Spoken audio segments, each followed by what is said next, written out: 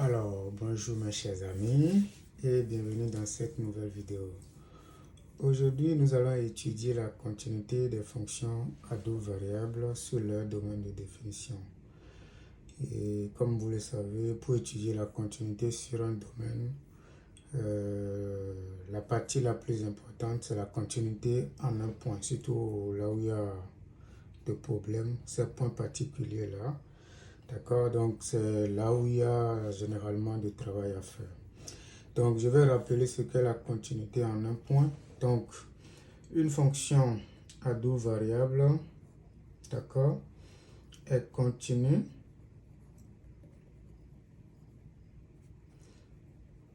en AB, d'accord, si premièrement la limite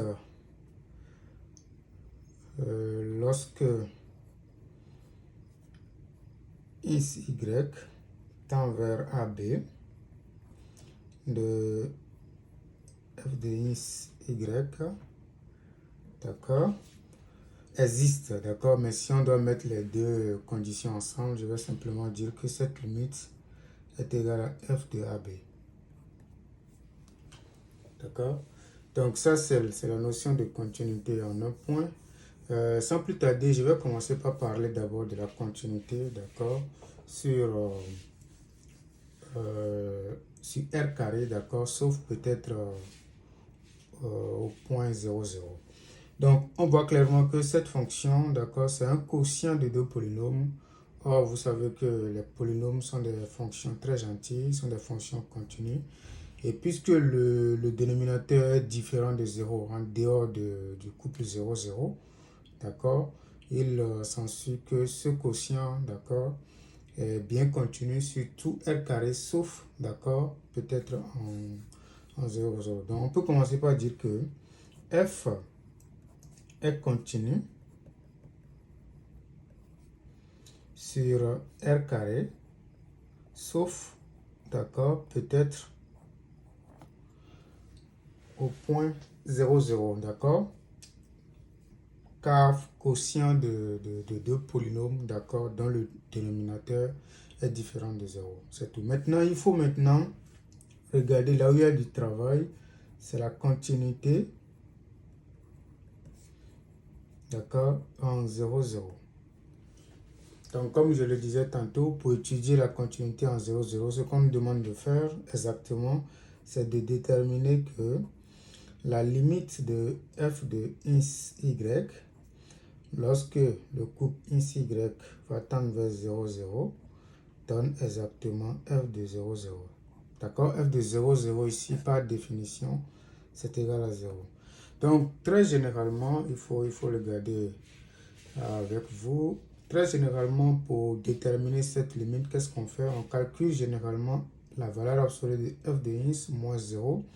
Puis on essaie de majorer cette valeur absolue-là par une fonction qui tend vers 0. D'accord? Donc je vais calculer la valeur absolue de f de x, y moins f de 0, 0. Je vais essayer de majorer, d'accord, par une fonction, d'accord, qui tend vers 0. D'accord? Je ne sais pas, je peux l'appeler g de x, y. Si g de x, y tend vers 0, c'est fini. Ça veut dire que cette fonction-là tend vers f de 0, 0. Et donc, la fonction, d'accord, va être continue au point 0, 0. Donc, allons-y. Mais ici, f de 0, 0, comme on le sait, c'est déjà 0. Donc, c'est beaucoup plus simple. D'accord? C'est un nombre pas trop compliqué. Donc, ici, nous allons écrire que valeur absolue de f de x, y, moins 0, c'est égal à quoi? C'est égal à la valeur absolue de x carré y plus y carré x divisé par x carré plus y carré. D'accord? Et ça, qu'est-ce que je peux recalculer ça? Ça va être égal à quoi? Ça fait la valeur absolue du numérateur. D'accord? Divisé par la valeur absolue du dénominateur. Mais comme vous le voyez déjà, le dénominateur est positif. D'accord? Comme le dénominateur est positif, je peux simplement dire que ça fait la valeur absolue de la fonction au numérateur divisé par le dénominateur, d'accord? J'ai plus besoin de mettre la valeur absolue. Bien entendu, on manipule cette fonction sachant que le ins y est différent du couple 0, 0. Ok, allons-y. Comme vous le savez très bien, je vais maintenant utiliser le numérateur simplement. Le numérateur, quand je prends la valeur absolue de ins carré y plus y carré ins, d'accord, en utilisant l'inégalité triangulaire, je peux rappeler ça tout de suite ici. Donc, la valeur absolue de a plus b, d'accord, en mathématiques, c'est inférieur ou égal à la valeur absolue de ins, valeur absolue de a, pardon, plus la valeur absolue de b. D'accord, je vais utiliser cette belle propriété là. Donc ça va être inférieur ou égal à la valeur absolue du premier terme ici, c'est-à-dire la valeur absolue de ins carré y plus la valeur absolue de y carré x. D'accord? Donc on peut maintenant calculer ceci. Ça c'est exactement quoi? Si vous voulez bien, ça va être égal à quoi? Ça fait la valeur absolue de ça fois la valeur absolue de y. Donc la valeur absolue de ins carré, c'est encore ins carré parce que ins carré est positif, fois la valeur absolue de y, plus maintenant, on fait la même chose ici, ça fait la valeur absolue de y carré, qui est encore y carré, multiplié par la valeur absolue de ins. D'accord? Maintenant, nous allons essayer maintenant de majorer ça et ça pour pouvoir simplifier avec ce dénominateur. Parce qu'au dénominateur, nous avons ins carré plus y carré. On peut maintenant essayer de majorer la valeur absolue de y. Si je prends y carré naturellement, c'est la même chose pour ins carré. Naturellement, ça va être inférieur ou égal à y carré plus ins carré. D'accord? Parce que ce nombre est positif et donc ça va être inférieur ou égal à ça plus un nombre positif. D'accord? Donc si je prends la racine carrée des deux côtés, j'obtiens quoi? La racine carrée de cette affaire, c'est quoi? C'est exactement la valeur absolue de y. D'accord? Qui va être inférieur ou égal à la racine carrée de y carré plus ins carré. Donc ça, c'est d'ailleurs une inégalité évidente qu'il faut connaître par cœur. Ici, je fais la même chose avec la valeur absolue de ins. La même inégalité est correcte.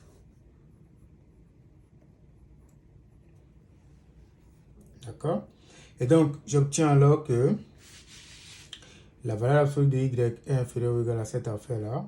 La valeur absolue de ins est inférieure ou égale à ça. Donc, cette inégalité-là, si je prends ceci, cette expression-là, d'accord? Je peux maintenant dire que cette expression est inférieure ou égale à ins carré multiplié par ceci, d'accord? Multiplié par la racine carrée de y carré plus ins carré, plus maintenant, je fais la même chose ici, y carré multiplié par cette affaire-là, multiplié par la racine carrée de x carré plus y carré. Je peux maintenant prendre la racine carrée en facteur,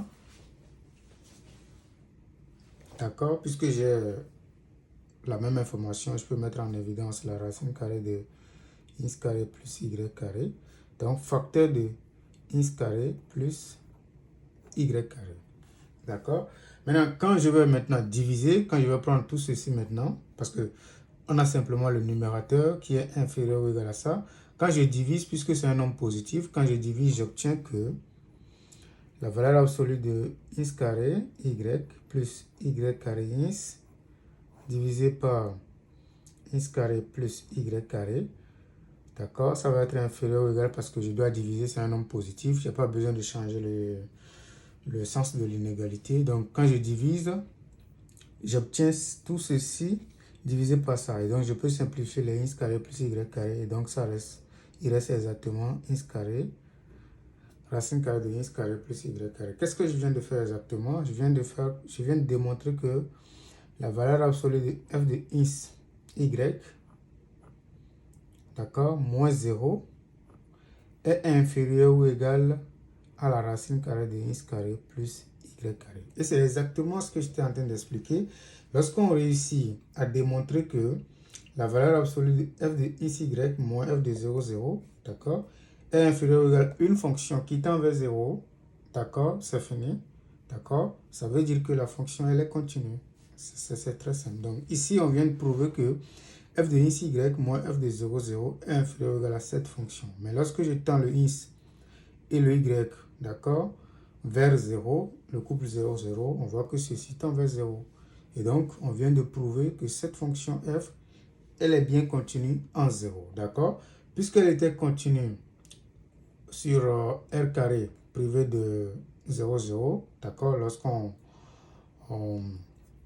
met les deux ensemble, on va conclure simplement que cette fonction, elle est continue, d'accord, sur R carré. Donc, le domaine de continuité de la toute première fonction f, d'accord, c'est l'ensemble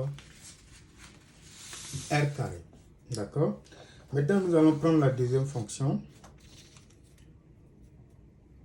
d'accord. Donc, nous avons le même constat ici, le domaine c'est bien R carré, d'accord, parce que cette fonction, le dénominateur est différent de 0 aussi seulement si le couple ici y est différent du couple 0, 0. Et la fonction est bien définie en 0 parce que ça veut dire que si x, y est égal à 0, 0, nous avons f de 0, 0 qui vaut 0. Donc, on fait la même chose. D'accord? Premièrement, on va commencer par parler de la continuité sur tout R carré, sauf peut-être en 0, 0. Et maintenant, on va étudier la continuité au couple 0, 0. Donc, ici, G est continu. D'accord, sur R carré, sauf peut-être le couple 0, 0. Pourquoi? Parce que, d'accord, cette fonction-là, c'est le quotient de deux polynômes, d'accord, dont le dénominateur est différent de 0, d'accord, sur ce domaine-là. Donc, on va maintenant étudier la continuité, d'accord, au couple 0, 0. Donc, pour le faire, qu'est-ce que j'ai dit tantôt? Je peux le rappeler. Il suffit de calculer cette limite-là, la limite de g de ins y. Lorsque ins y tend vers 0, 0, et constater que ça, c'est exactement g de 0, 0. C'est-à-dire 0 dans notre cas. D'accord? Donc, comme tantôt là, je vais faire la valeur absolue de g de ins y moins 0.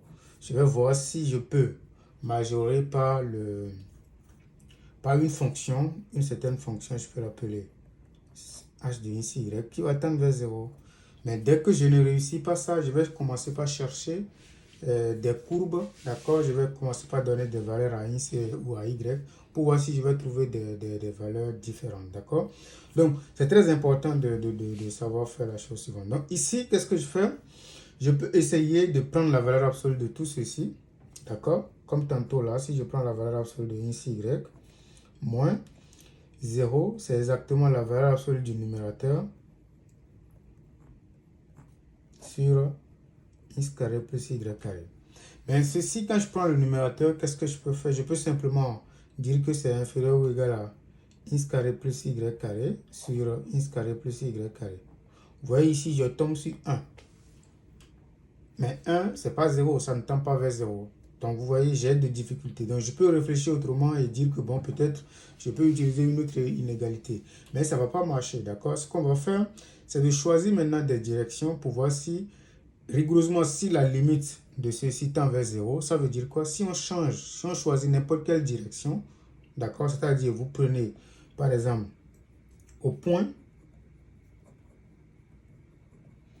x0, par exemple, d'accord? Parce que si je tends le x vers 0 ici, tout ceci tend vers 0. Et donc, si je compose avec la fonction, ça devait, d'accord, donner la même chose lorsque je vais choisir, donc, au point ici y et 0y. Vous voyez, ces deux points-là, lorsque le x tend vers 0, ce point-là, d'accord, tend vers 0, 0. Ce point également tend vers 0, 0. Vous voyez? Mais qu'est-ce qui se passe lorsque je regarde la fonction, d'accord, pour x différent de 0? Qu'est-ce qui se passe avec g de x0? D'accord, je vais regarder g de x0. Ça veut dire quoi, g de x0? Je maintiens la valeur de x, puis je remplace le y par 0 dans cette expression. Donc ici, pour ins, d'accord, on obtient quoi? Ins carré. Donc y égale à 0, tout ceci fait 0 sur, si je conserve toujours le ins carré, mais ici j'obtiens le y égale à 0 qui donne 0. Donc ça, je calcule, c'est égal à 1. Je fais pareil avec la deuxième valeur. Je calcule g de 0 y, d'accord? Donc ça, je fais la même chose pour x égale à 0. Maintenant, ça fait 0. Donc j'obtiens moins y carré sur y carré. Ça fait moins 1. Normalement, d'accord, puisque les deux fonctions là tendent vers 0, 0, normalement, on ne devait pas, d'accord, si on tend ceci, le x vers 0 ici, d'accord, ça donne toujours 1, mais si on tend le x vers 0 ici, ça donne moins 1. Donc normalement, si on tend le x vers 0 ici, ça devait conserver, on devait avoir la même valeur des deux côtés, d'accord? Donc très souvent, c'est pour vous dire que si vous n'arrivez pas à majorer cette fonction, vous pouvez choisir ces deux directions. Des fois, ça peut être la même chose. Je peux vous donner le troisième choix possible que vous pouvez faire. Vous pouvez prendre x égale à y également, d'accord? Des fois, ça aussi, ça marche. Ou bien vous prenez tout simplement une suite, d'accord, qui ne permet pas d'avoir le résultat. Donc, le fait que la limite, lorsque x tend vers 0, d'accord, c'est bien la limite qu'il faut calculer. C'est pas que g de x 0 doit donner g de 0 y, non. C'est la limite lorsque x tend vers 0 de tout ceci doit être égal à ceci, d'accord, si normalement la limite existe. Donc, comme il n'y a pas égalité entre les deux, ça voudra dire que la limite, lorsque x y tend vers 0, 0, de g de x y n'existe pas. N'existe pas. Donc, puisque la limite n'existe pas, d'accord, ça veut dire que la fonction g n'est pas du tout continue en 0, 0. Et donc, ce n'est pas continu sur tout r carré. D'accord? Donc, c'est seulement continu sur ce domaine-là. D'accord? Exactement. Maintenant, nous allons regarder la troisième fonction. D'accord? Mais cette fois-ci, c'est une fonction avec un paramètre entier naturel. D'accord? On va supposer que n est un entier supérieur ou égal à 0. D'accord? Donc, la méthode ne va pas changer. D'accord? Pour étudier la continuité, comme je l'ai dit tantôt, la méthode ne va pas changer. Donc, je vais commencer par parler de la continuité de cette fonction. Donc, ici, vous avez le produit de deux fonctions. Ça, c'est une fonction très gentille parce que c'est un polynôme. D'accord? Et la fonction sinus également, puisque le dénominateur ici est différent de 0. Cette fonction à l'intérieur est bien continue sur r carré sauf le couple 0, 0. Et donc sinus c'est une fonction très gentille qui est également continue. Donc on va commencer par dire que h est continu. Vous pouvez le faire pas à pas, parler d'abord de la continuité de ça, après parler de la continuité de ça, puis après on va parler de la continuité de tout ceci comme produit de fonction, d'accord, bien continu. Donc nous avons trivialement la continuité en ce point-là. Et sur r carré, sauf peut-être le couple 0, 0. Donc il faut maintenant parler de la continuité en 0, 0.